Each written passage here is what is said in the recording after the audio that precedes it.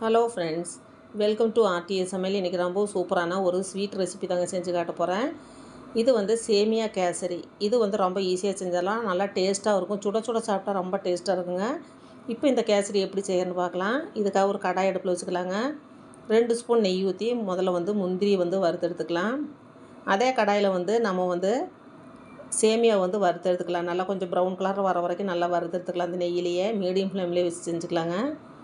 வறுத்தெடுத்த சேமியா ஒரு தட்டத்துக்கு மாற்றிக்கலாங்க. இப்போ அதே கடாயில் அந்த சேமியா வறுத்தெடுத்த கடாயிலே நம்ம தண்ணி ஊற்றிக்கலாங்க. தேவையான சேமியா வேகிறதுக்கு தகுந்த மாதிரி தண்ணி ஊற்றிக்கலாம். கொஞ்சம் கொல கொலன்னு இருந்தாலும் பரவாயில்ல. இது ஆறும்போது கொஞ்சம் கெட்டியாயிரும். இப்போ நல்லா வெந்துருச்சு. சேமியா சேர்த்து நல்லா வெந்துருச்சு. இப்போ அதில் கொஞ்சமாக ஃபுட் கலர் சேர்த்திருக்கிறேன். தேவையான அளவு சர்க்கரையும் போட்டு திராட்சை முந்திரி நெய்யில் வறுத்து கொட்டணும். சூப்பரான கேசரி, சேமியா கேசரி என்னோடய ஸ்டைலில் அருமையாக ரெடி ஆயிடுச்சு. நீங்களும் ட்ரை பண்ணி பாருங்கள். ரொம்ப சூப்பராக இருக்கும். பிடிச்சிருந்தால் லைக் பண்ணி ஷேர் பண்ணி மறக்காமல் கமெண்ட் பண்ணி சப்ஸ்கிரைப் பண்ணுங்கள். நன்றி, வணக்கம்.